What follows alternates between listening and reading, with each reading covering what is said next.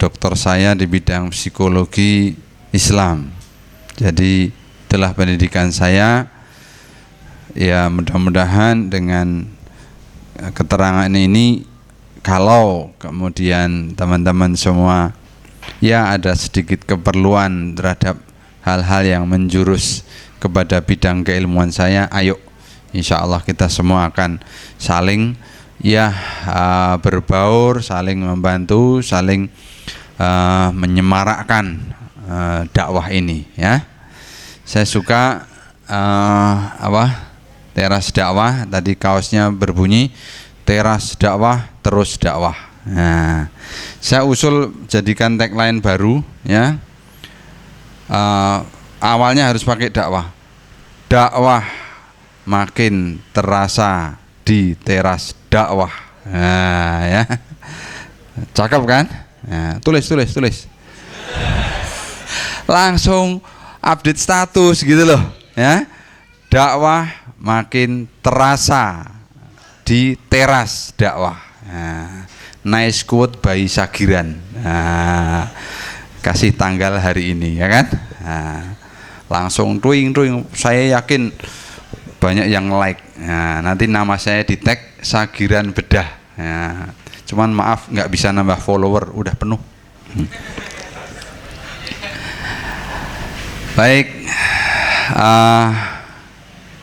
jadi begini, diawali dari keprihatinan saya sebagai seorang dokter yang melihat kasus malnutrisi. Anda tahu malnutrisi? Malnutrisi. Bismillah. Mal artinya buruk, nutrisi artinya makanan. Tapi malnutrisi yang dipahami orang itu adalah kekurangan energi protein. Zaman dulu ada namanya marasmus dan kwashiorkor zaman dulu. Anaknya kecil, kurus ya, sakit-sakitan, cacingan gitu kira-kira. Nah, tapi sebenarnya mal dalam arti salah atau buruk itu bisa sebaliknya. Bisa tidak dalam arti kekurangan tapi kelebihan. Nah, inilah masalahnya. Di Indonesia makin parah masalahnya. Hari demi hari makin meningkat. Setiap tahun terus meningkat. Ya, kira-kira gambarnya begini. Ya, juara satunya di Asia ini Malaysia. Ya. Cuma ini tahun berapa ini? 2000 berapa? Sekarang sudah bergeser. Di Indonesia itu saat ini 1 dari 4 orang itu mengalami obesitas, kegemukan. Ya. Kalau angka malnutrisi yang buruk dalam arti kurang, itu paling angkanya hanya 1%. Ya, jadi satu kampung ada bayi yang malnutrisi gitu. Itu paling 1%. Tapi malnutrisi yang dalam arti kelebihan ini sampai 25%. Jadi kalau saya ngitung, misalnya saya ngitung 1, 2, 3, 4, ini salah satunya gemuk. Yang mana ini yang gemuk? Ya. 1, 2, 3, 4 gitu. 1, 2, 3, 4 ya gitu. 1 langsung gemuk. Anda ke terminal atau ke bandara, lihat orang keluar dari pesawat, ya, dang, lihat, hitung 1, 2, 3, 4, salah satunya gemuk. 1, 2, 3, 4. Anda jalan-jalan ke mall, sama orang lewat, kan biasanya kalau ke mall cuma jalan-jalan toh, nggak beli toh. Buktikan omongan saya ini, banyak sekali angka kegemukan. Nah, padahal obesitas itu dekat kepada aterosklerosis, dekat kepada darah tinggi, dekat kepada sakit sendi, sakit gula. Ujung-ujungnya apa? Ke jantung namanya koroner, ke otak namanya bukan stroke, stroke. Jadi kalau orang sudah kena ditanya sakit apa, Ustaz Dayok, begitu. Udah nggak bisa lagi ngomong stroke. Jadi kecilnya kita bermasalah, besarnya disability, ya bahkan sampai dekat kepada kematian, ya. Nah,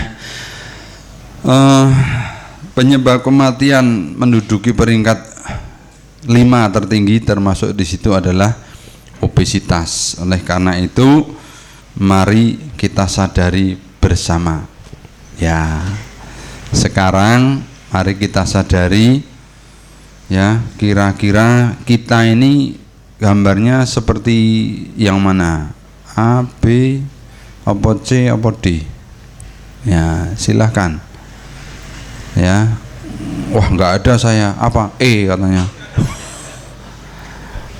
Ya, kalau Anda belum menyadari kalau Anda itu gemuk apa nggak gemuk, gampang caranya. Caranya begini. Ya, caranya pakai tangan, ya, ditaruh di belakang, kelingkingnya ditemukan, oke, ya, sudah. Terus ini maju, sana juga maju, jempolnya ketemu nggak?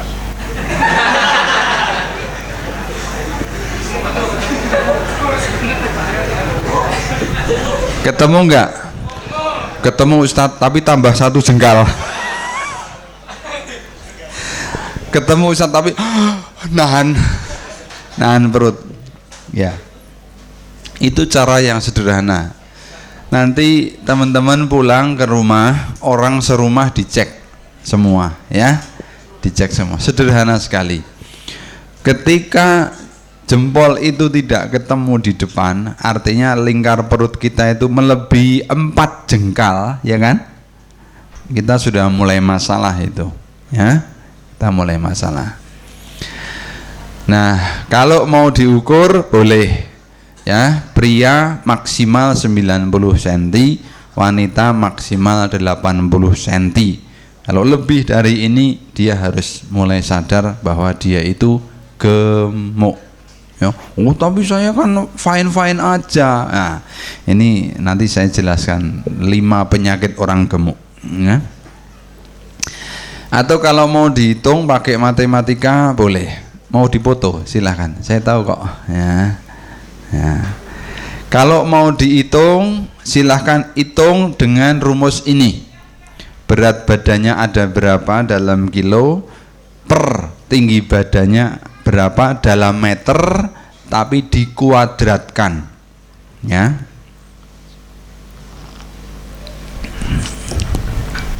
Terima kasih kopinya, memang enak, ngaji sambil ngopi enak, ya, sambil ngaji nyeruput kopi, wah cocok itu.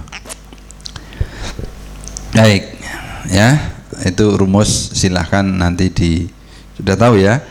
Berat badannya berapa dibagi tinggi badannya berapa dalam senti, tapi dalam meter, ya, terus dikuadratkan. Kalau nilainya itu lebih dari 30 masalah, ya, itu sudah namanya obes. Nah, ini ada KMS. KMS itu tahu ya, biasanya anak kecil, grafik berat badan.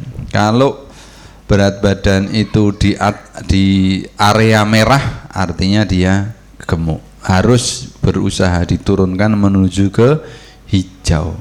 Oke? Jadi tubuh itu seperti rekening. Artinya apa?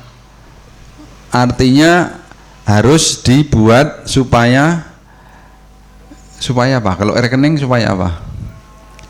Oh, sudah bisa. Ya. Jadi kita sholat dulu. Ya, baik. Jadi kita break dulu, nanti kita lanjutkan, ya, sampai ke tubuh itu bisa jadi gemuk segemuk ini, ya. Nanti saya jelaskan. Saya ngoperasi orang ini di rumah sakit Doha di Qatar, ya. Baik, kita break sebentar untuk dilanjutkan setelah sholat isya. Terima kasih. Bismillahirrahmanirrahim. Baik, mudah-mudahan pekan depan apa namanya? Itu namanya apa? Hijab itu tambah 1 ya. Dakwah makin terasa di teras dakwah. Tapi kurungnya harus ada sagiran, ini yang penting ya. Terus ada foto saya sekarang ini ya kan. Nah, itu kan ada fotonya juga ya. Nah,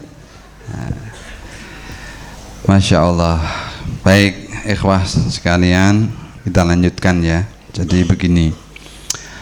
Baik, sebelum lanjut begini.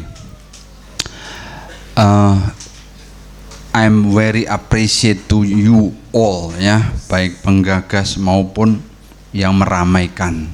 Tetapi ada satu catatan, kita harus memperjelas diri bahwa kita adalah Hizbullah, dan memperjelas dirinya adalah menunjukkan keberpihakan kepada pihak-pihak yang saat ini mulai menampakkan dirinya menjadi lawannya.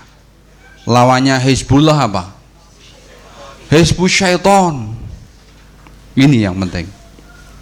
Jadi jangan ragu-ragu ya, jangan ragu-ragu. Kalau ribut di medsos, ada yang bilang 2019 tetap, ada yang bilang 2019 ganti. Semoderat-moderatnya saya mengatakan tetap ganti gitu ya.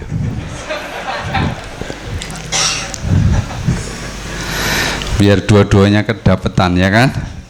Sini ramai tetap, sini ramai ganti ya. Sudahlah, tetap ganti aja dah. Mohon maaf ya, mohon maaf. Kenapa? Karena ulama sudah menyerukan. Kalau ulama sudah menyerukan, sementara kita ini umat kok nggak ngikut ulama, kan aneh. Itu maksud saya. Maka teruskan ya karya kita dalam dakwah ini, tapi dakwah ini harus membuahkan hasil, karena ujung-ujungnya adalah perlawanan. Siapa? Hizbullah melawan Hizbus Syaiton. Nggak ada di tengah-tengah, nggak ada. Saya bagi orang kesehatan itu jelas ya. Mohon maaf, ini intermezzo ya. Ini gunting ataupun alat bedah, kalau ini sudah jatuh ya, ini tidak ada kata kemudian saya ambil belum 5 menit gitu, nggak ada kata. Ini sudah on, sudah tidak steril lagi. Jadi golongan itu cuma 2, steril atau tidak steril gitu. Nggak ada tengah-tengah, nggak ada. Oke. Jadi kita harus memperjelas diri. Saya minta ibu-ibu atau mbak-mbak yang datang periksa ya, karena terlambat apa? Terlambat bayar kos, terlambat bulan. Ada air kencing, saya celup dengan alat tes, itu hasilnya cuma 2, apa? Positif atau negatif? Kayaknya nggak ada, kayaknya nggak ada. Jadi kita harus memperjelas diri. Siapa kita? Apakah kita ini Hizbullah atau na'udzubillah lawannya? Kalau Anda tidak menyatakan diri Hizbullah, Anda termasuk Hizbus Syaiton. Begitu? Baik, sekarang kita lanjutkan ke materi kita. Bismillah. Jadi begini, orang bisa menjadi segemuk ini kenapa? Karena ada 5 penyakit tersembunyi di tubuhnya orang yang gemuk. Tapi tersembunyinya itu membuat dia tidak bisa keluar dari kondisi gemuknya. 1, dia mengatakan, enggak kok, saya enggak gemuk. Ya. Mohon maaf, di poin pertama ini tolong tunjuk tangan. Tadi yang jempolnya enggak ketemu, tunjuk tangan. Ya, syukur kalau sudah ngaku, syukur ya. Tapi sebelumnya enggak merasa ya, kalau ternyata enggak ketemu. Nah, ini saya kajiannya di anak-anak muda begini. Kalau yang di kantor-kantor yang udah umur setengah baya lebih, itu pasti lebih banyak yang seperti ini. Nah, enggak, saya merasa oke. Nomor 2 sekarang, dia alergi timbangan. Jadi kalau suruh nimbang, no. Kalaupun mau kemudian dia nimbang, dia bilang, oh salah ini timbangannya. Jadi yang disalahkan timbangannya. Nomor 3 ini udah jelas gemuk, timbangannya lumayan, nah, tapi kan saya fine aja begini, ya. Kayaknya ini termasuk. Tadi ngukur nggak? Ya. Nah, yang keempat ini parah ini. Banyak temennya kok. Terus bikin WA group.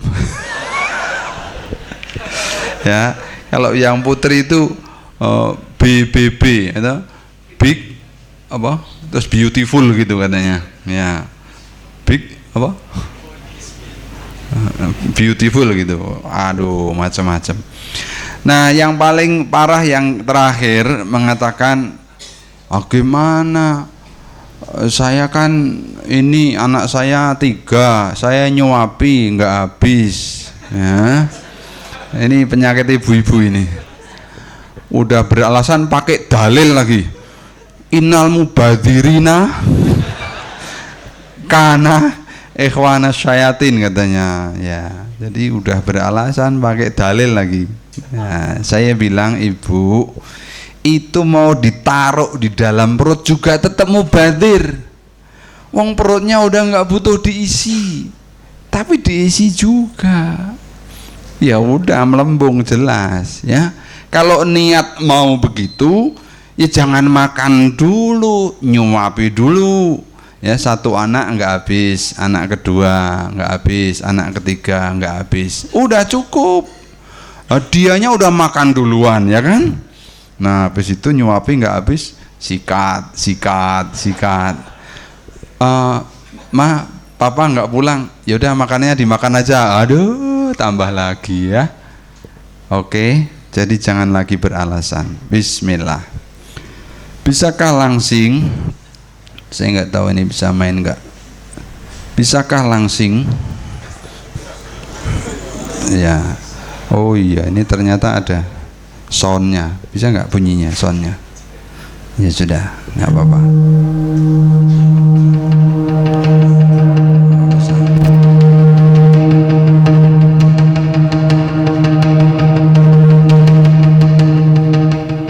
My name is John Calvo.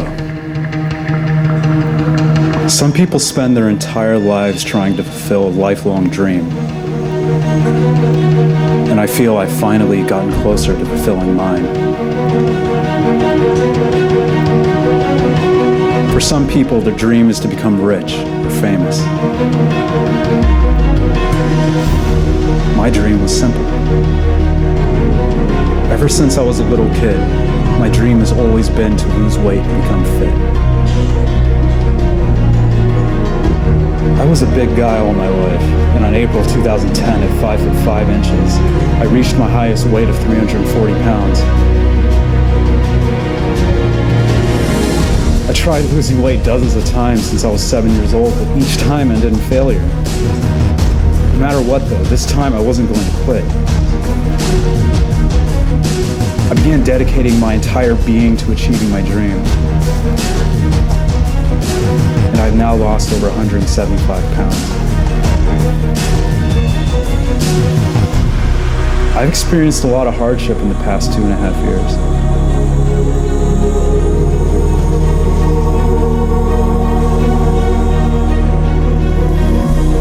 I was ridiculed on a regular basis. People would call me the fattest person they've ever seen. I felt like quitting so many times, but I didn't give up. See, there's one thing you should know about me. That boy who quit time and time again grew up to become the man who never gave up. Because I don't just have willpower. I am willpower. And I'm proud to say that there is nothing in this world that can stop me.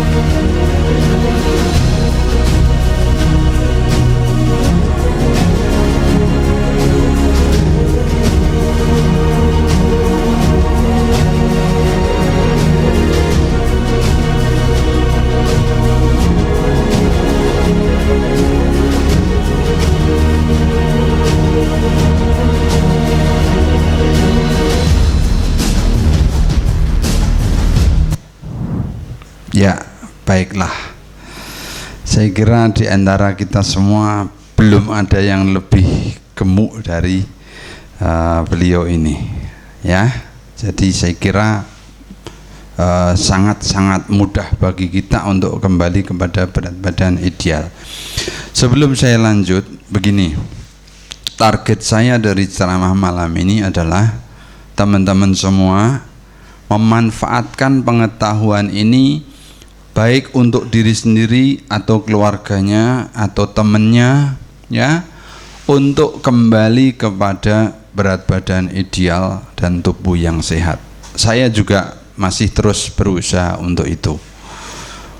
Ustadz, saya kan kecil, saya kan udah ini. Ya, silahkan manfaatkan pengetahuannya untuk orang lain, misalnya bapaknya, misalnya omnya, misalnya temennya, ya, maka ikuti bagaimana caranya.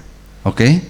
Ya, bahkan catat riwayat treatmentnya itu, terus nanti dilaporkan ke admin kita, karena kita sedang nyusun buku yang kedua, ya, bagaimana perjuangan teman-teman untuk kembali kepada berat badan ideal. Setiap orang itu unik, pasti punya cerita yang asik untuk didengar, dibaca, dinikmati, ya. Tiap orang tidak sama, gitu ya. Siap semuanya? Siap. Kemudian satu lagi, Ustadz, ini loh badan saya itu kering, saya beratnya malah kurang. Nah, untuk yang itu nanti silahkan kumpul setelah ini. Jadi saya kasih tips yang khusus, ya, karena sebetulnya sama. Tadi kan saya bilang malnutrisi itu dua, ada yang kurang, ada yang lebih, ya. Nah, untuk yang kurang itu sama treatmentnya, ya. Maksud saya ada trik yang sedikit dimodifikasi, tapi ujung-ujungnya sama. Kita semua harus berusaha. Siap semuanya? Bismillah. Jadi Tom Shelter itu juga salah satu penggerak hidup dengan berat badan ideal, dengan tubuh seimbang, begitu. Beliau punya seperti ini, apa namanya, kata-kata indahnya beliau. I don't know how much less you need to eat. Aku nggak ngerti seberapa kalian itu bisa mengurangi makan. And how much more you need to move. Dan seberapa kalian itu bisa meningkatkan aktivitasnya. It is a different equation for everybody. Itu sangat berbeda dari orang ke orang. Oke? Jadi orang ke orang berbeda dalam hal bisa nggak ngurangi makan, bisa nggak nambah aktivitas. But if you do those two things, you will be successful. Jika kalian bisa mengerjakan keduanya, yakni mengurangi makan dan menambah aktivitas, pasti kalian sukses. Oke? Inilah artis yang tadi, seorang jurnalis muda yang periang, yang senyum, banyak senyum, ya, tapi dibalik banyak senyum juga banyak makan. Nah, apalagi jurnalis, ya, sambil edit makan, sambil keliling makan ya, kayak mahasiswa lah kira-kira gitu ya. Cuman untungnya mahasiswa seringnya nggak ada yang dimakan, ya. Nah, ini Tom Shelter yang punya kalimat bagus tadi itu. Dari 144 kilo dia bisa turun dalam waktu 3 tahun menjadi 81 kilo, ya kan? Wajahnya kelihatan berbeda, meskipun periangnya sama, tapi kelihatan bahwa ketika berat badan itu terjaga, aktivitas juga bisa menjadi lebih lancar, lebih nyaman begitu. Hari-hari dijalani dengan sangat energik. Ini Tom Shelter, yang ini temennya Tom Shelter. Tahu nggak ini siapa? Foto dong, foto. Jadi ini saya itu tidak sadar, sekali lagi orang gemuk itu tidak sadar kalau gemuk. Ini potongan koran yang saya temukan ketika saya dipotret oleh wartawan, terus Masya Allah saya itu gemuk toh gitu. Waktu itu begitu ya, ternyata saya gemuk, Masya Allah ya. Terus kemudian saya melakukan berbagai upaya ya, termasuk menggunakan produk tertentu, menggunakan metode tertentu, tapi tidak saya sebut mereknya ya. Ya, akhirnya ya produk yang terakhir atau metode yang terakhir itu 3 huruf, OCD, tahu ya? Nah, singkatannya apa? OCD, ono camilan dimplok. Obsessive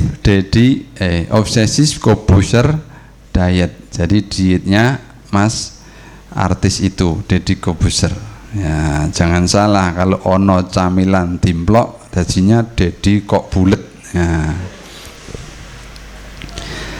Ternyata gerakan beliau itu namanya intermittent fasting, yakni windowing makan. Oke, ada yang pernah praktek? Nah, waktu itu terkenal, ayo OCD-an begitu. Jadi kaum muda yang dari gendut pengen langsing berkumpul melakukan itu OCD-an. Emang siapa OCD? Oh, Deddy Corbuzier. Saya coba-coba. Oh, ini intermittent fasting. Lah kalau intermittent fasting ya Islam punya. Ya ini puasa sunnah. Kalau mau bagus ya Daud, kalau nggak kuat Daud ya Senin Kemis, kalau nggak kuat ya Ayyamul Bid. Sudah. Kemudian sisa harinya tinggal dikendalikan saja. Itulah Islam. Ya. Saya paling tidak suka kalau ada produk slimming yang mengatakan udahlah nggak usah diet, susah, nggak usah olahraga, susah, pokoknya pakai produk ini nggak benar. Ini tidak benar. Kalau Anda pelaku usaha yang begini, tolong beristighfar, bertobat ya. Karena hakikat dari hidup ini adalah mengendalikan diri ya. Jangan seperti orang yang batuk-batuk periksa, kenapa Pak? Ya ini batuk. Ya kok bisa batuk? Ya saya rokoknya akhir-akhir ini banyak dok. Oh, tapi saya sudah minum konidin. Enggak betul itu. Dia merokok sebanyaknya terus minum no, bukan begitu. Harusnya jangan merokok. Konidin itu bukan untuk perokok yang batuk, bukan ya. Sama dengan tadi itu, udahlah makan aja, makan apa aja, yang penting paket ini nanti beres. Lu nggak bener begitu, nggak bisa. Oke. Nah, jadi saya melakukan betul-betul, saya serius waktu itu. Coba lihat ya, ini di sebelah kiri ini foto saya pada saat itu saya berumur 45 tahun ya, tetapi saya ukur sel tubuh saya seakan-akan umur 56 tahun dalam posisi seperti gambar itu. Nah, kemudian saya melakukan apa yang saya lakukan dan saya usahakan betul, akhirnya menjadi seperti gambar tadi ya. Maaf. Nah, jadi menjadi seperti ini. Sekarang diukur selnya seperti umur 20 tahun ya. Saya berani bersaing dengan anak saya. Itulah nikmatnya sehat ya, nikmatnya sehat seperti itu. Ikhwas sekalian, ini sedikit saya buka, tapi insya Allah saya tetap menjaga urat kubro saya ya. Jadi metamorfosisnya seperti ini ya. Nah, dengan cara apapun silahkan, dan saya berterima kasih karena sudah menginspirasi saya untuk melakukan. Tapi mari kita pahami tubuh kita.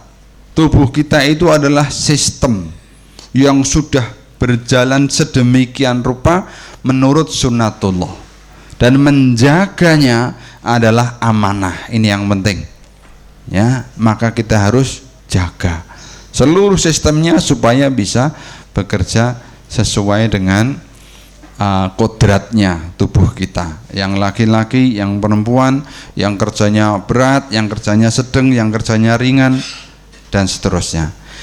Ternyata kalori kita itu butuhnya itu cuman sedikit, yakni antara 30 sampai 40 kalori per kilogram berat badan.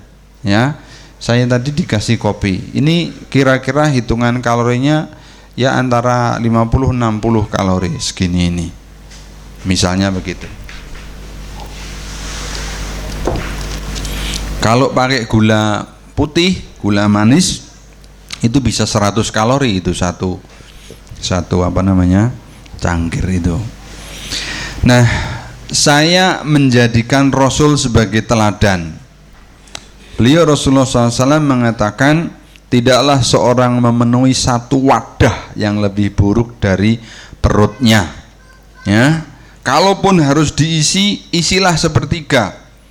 Sepertiga itu makanan, sepertiga itu air, dan sepertiga itu kosong untuk pernapasan. Masalahnya, seberapa besar sih lambung kita? Jawabnya ini, lambung itu volumenya hanya 1500 cc. 1500 cc itu kalau diisi makanan ya paling satu porsi saja. Minuman juga paling banter, minum rasa satu, minum putih satu, sisanya kosong, sudah selesai. Tapi kan masalah ketika kita itu jagong, ya toh, ada siomay, ada sate, ada buffetnya, masya Allah, baksonya kebul-kebul, wah, masalah itu. Nah, saya beri nama Sehat Gaya Rasul itu karena saya kepengen mengganti 3 huruf OCD tadi. No, jangan OCD, tapi SGR gitu. Hah? Jadi judulnya itu Sehat Gaya Rasul, ya. Oke. Yang pertama puasa. Puasanya sunnah, Senin dan Kamis. Yang kedua kurma. Jadi saya sahurnya pakai 7 butir kurma, bukanya pakai 7 butir kurma. Dicoba aja, ya. Besok pagi hari Kamis, coba nanti malam sahur 7 butir, besok bukanya juga 7 butir, ya. Ketemu makan lagi di hari Jumat pagi, begitu. Coba aja. Seninnya juga seperti itu, ya. Kenapa? Karena kita harus cuci gudang. Gudangnya di mana? Ini di perut yang tadi itu. Oke? Itu harus kita cuci. Kapan nyucinya? Ya saat kita tidak memasukkan makanan, yakni saat puasa. Ya. Begitu. Nah, diet itu 4 hari saja. Kapan? Ya mulai Senin karena puasa sampai Kamis lagi juga karena puasa. Selasa Rabunya ngikuti, ya. Jumat, Sabtu, Ahad bebas sesuai kebutuhan tubuh. Tapi tolong jangan balas dendam, ya toh? Ini masalah, ya. Kondangan, telunggon, wah, wis, itu masalah. Mengapa kurma? Silahkan browsing sendiri. Saya nggak usah ceritakan di sini. Yang jelas 7 butir kurma itu ternyata sudah 629 kalori. Dengan jumlah protein yang cukup, itu sudah mencakup 60% dari kebutuhan harian. Jadi sudah cukup. Nah, ini khasiatnya juga banyak hadisnya, nggak usah saya lanjutkan. Nah, begini tahapannya teman-teman. Mungkin terlalu drastis kalau tiba-tiba kemudian nggak makan apa-apa. Tahapannya begini. Pertama, misalnya mau mulai, misalnya minggu depan ya, Senin puasa, silahkan sahur tapi tanpa nasi. Lauknya apa terserah, tapi nasinya enggak, gitu. Bukanya juga begitu. Selasa Rabu silahkan makan apa saja, tapi sekali lagi tanpa nasi, oke? Sampai hari Kamis, ketemu nasi hari Jumat, Sabtu, Ahad, gitu, ya. Jangan bilang nggak kuat, ya. Sebetulnya Anda sekali lagi cukup, ya, tubuh itu cukup. Terus minggu berikutnya dimulai lagi, no sugar dan maaf, tadi no sugar dulu, terus baru no sugar dan no rice. Minggu berikutnya fruit only, sahur, buka, buah saja, ya. Selasa Rebunya sama, pokoknya makannya cuma buah. Ustadz, buah padi boleh enggak?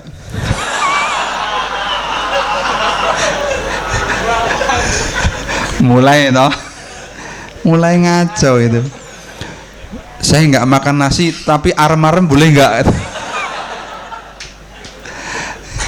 Udah itu mulai itu, ya.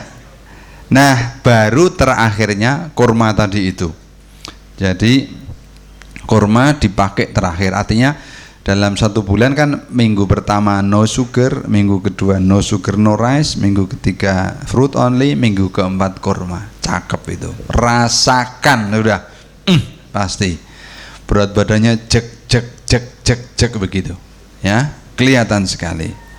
Ya, sekali lagi teman-teman, pakai pengetahuan ini untuk mungkin saudaranya, bapaknya, omnya dan seterusnya yang jelas-jelas kelihatan dia gemuk, ya.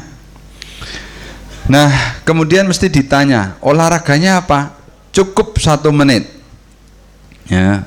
Maksudnya apa? 1 menit itu contoh, ya. Saya kasih contoh saja. Ini cuma sekedar contoh.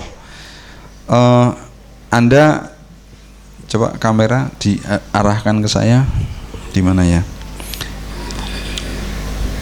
Kita bisa duduk tapi tanpa kursi, bisa nggak? Nah, ini seperti ini. Nah, ini duduk tanpa kursi. Bisa nggak begini 1 menit? Nah, aduh nggak kuat nih, geter. Ya, tapi di detik, katakanlah dapat 10 detik, ya sudah 10 detik saja. Tapi genapkan sampai 1 menit. Berarti harus berapa kali? 6 kali, begitu. Ya, nanti lama-lama kuat begini 30 detik. Nah, seperti ini sebetulnya sudah nggarap kompartemen bawah separuh, kompartemen tengah separuh. Jadi kompartemen artinya kelompok muskulatur tubuh, ya. Muskulatur tubuh. Atas itu adalah bahu sampai tangan, tengah itu perut, ya, punggung perut, bawah itu adalah kaki. Cukup 1 menit, ya. Nanti diulangi 3 set dengan pengulangan 10. Ya berarti 30 menit. Iya memang.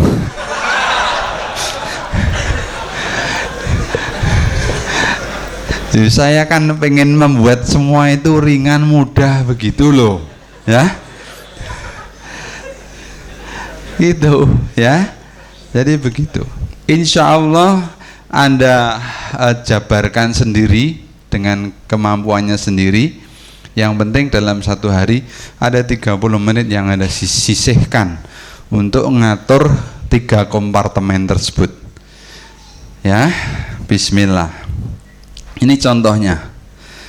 Waktu itu ini Mas Jody Warung, ini Ustaz Yusuf Mansur, ini Mas Jidi Sate Klatak Nologaten itu, ya. Nah, ini saya. Oke, jadi ini contoh, ya. Kamera boleh ke saya. Ini contoh namanya lateral bridge, ya. Ini. Nah, ini 1 menit. Lihat ya, kelihatan ya. Nah, ini lateral bridge. Kalau belum kuat, ya berhenti dulu. Nanti digenepi lagi jadi 1 menit. Ini contohnya, oke? Jadi sangat sederhana. Coba lihat, dalam posisi saya pakai pakaian sholat begini, di tempat sholat saya melakukan plank position seperti ini. Dalam keadaan ini bukan push up, ini plank saja, cuman bertahan begitu aja, diem aja, ya. Ini dalam keadaan terlilit anduk di depan kamar mandi. Saya melakukan begitu. Artinya nggak ada alasan untuk nggak ada waktu terus apa sih, no. Kalau kita mau pasti bisa. Oke? Jadi serba 1 menit, ya. Nah, kalau mau pakai alat ya monggo, kompartemen tengah itu kayak sit up begitu. Kalau push up itu kompartemen atas. Terus lari itu selalu bagus, ya, kompartemen bawah. Mau pakai treadmill silahkan, mau pakai sepeda statis silahkan, ya. Yang penting ini, yang penting dicatat timbangan berat badannya, karena harus dicatat, ya. Dan pakai timbangan yang digital karena ada 0 komanya. Kita menikmati turun 1 on 2 on itu sangat menyenangkan, ya, sangat. Dan kita tahu kalau makan terus nambah itu juga nambah berapa on itu kita tahu, sehingga kita hati-hati betul. Ini lihat grafik saya, ya. Contoh grafik saya dari 82 turun ke 39. Ini pagi hari, ini sore, ya, menjelang buka. Terus habis buka naik lagi. Nggak apa-apa, tapi besoknya turun lagi. Terus buka naik lagi. Tapi lihat turun naik hasilnya dalam 1 minggu kelihatan tuh, begini, ya. Dalam 1 minggu bisa turun 3,2 kilo. Bahkan pernah nih lihat nih, ya, dari 85, ini Senin, Selasa, Rabu, Kamis, Jumat, mantep. Ning terus jagong telunggon. Wah. Ya nggak apa-apa, tetap saya masih untung, ya toh. Dapat 1,4 kilo gitu dalam 1 minggu. Nah, kalau mau harusnya begini. Ini perhatiannya ada di sini. Harusnya begini. Ini contoh, ya. Harusnya begini. Pas akhir pekan, ini contoh minggu yang lain, ya. Itu jangan pesta, tapi olahraga ekstra. Wah, ini kan kalau yang seperti tadi naik kan, ini malah jadi turun, des begitu. Ya, jadi asik, tubuh kita itu menjadi laboratorium, ya. Ini betul-betul yang terjadi pada diri saya. Kita kendalikan supaya tidak naik seperti grafiknya, tapi kita paksa untuk turun. Nah, seperti itu. Ya, dengan cara olahraga ekstra. Baik. Terakhir ini saya kasih resep 5 C. Ya. Apa itu C? Yang pertama persepsi. Ya, kita itu kadang-kadang kepingin makan itu hanya karena persepsi kita itu tergoda. Sana itu enak loh, ya. Atau lihat iklan pengen. Padahal aslinya kita nggak butuh, tapi kalau belum ngerasain itu gimana gitu. Nah, udah gitu ngerasain sensasi, iya nambah, ya tak? Masalah kalau sudah gitu. Bahkan sudah jelas-jelas perutnya itu kenyang, tapi wah yang ini juga enak, yang ini juga enak, sudah, ya begitu. Atau mungkin persepsi dan sensasinya mumpung gratis, ya. Ini mahasiswa banget ini, mumpung gratis, ya. Nah, teman sekalian, harusnya kita dihakimi oleh si yang ketiga, yakni kalkulasi. Kalau kebutuhan makan kita itu sudah cukup karena kita hitung, ya tadi itu, ya sudah 1 porsi, ini sudah, ya sudah toh, harusnya berhenti toh. Tapi kan kadang-kadang kita mengabaikan sampai di kalkulasi ini pun kita mengabaikan, ya. Apalagi ya kalau gimana nemeni tamu, gimana diajak saudara, gimana ini keluar bareng keluarga dan seterusnya. Kalau itu memang terjadi, konsekuensi tadi itu harus olahraga ekstra untuk membuang ya apa yang sudah terlanjur dimasukkan padahal dalam kondisi sudah berlebih. Nah, bahkan yang kelima, antisipasi. Tadi yang namanya kondangan 3 tempat tadi, kondangan kan nggak mungkin mendadak, kan terencana, ya nggak? Ya, waduh ini pas minggu besok ada 3 tempat ini, ayo kalau perlu seminggu mulai Senin minum air putih saja sampai di hari Kamis kamu kok lemas sekali. Iya nih, antisipasi. Ya nggak segitunya lah ya, tapi sebetulnya bisa kita lakukan, bisa ya. Jadi sekali lagi kita harus berjuang karena tubuh kita itu amanah dan menjaga kesehatan itu insya Allah bernilai ibadah ya. Inilah buku SGR, oke?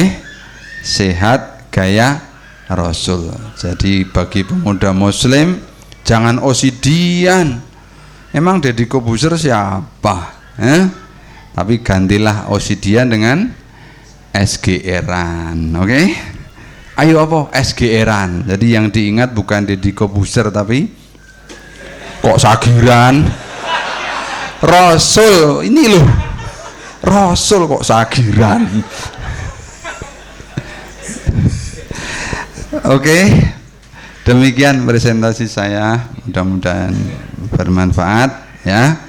Insya Allah kita akan manfaatkan ilmu ini. Dan kalau teman-teman serius ada yang mau program, katakan begitu ya, entah untuk dirinya atau keluarganya ya, bapaknya, omnya, temannya dan seterusnya, boleh nanti keep in touch lewat nomor telepon itu ya. Bahkan hasil yang bagus atau apapun, kalau teman-teman serius kita bikin record, karena saya mau tulis buku SGR Tagar 02. Nah ini kan SGR 1, jadi isinya adalah success story, tips and trick ya. Karena saya pun mengalami beberapa masalah yang ditanyakan oleh para pelaku SGR-an yang menjumpai halangan-halangan. Akan saya tulis itu di buku SGR Tagar 02. Saya kira demikian. Terima kasih. Assalamualaikum warahmatullahi wabarakatuh.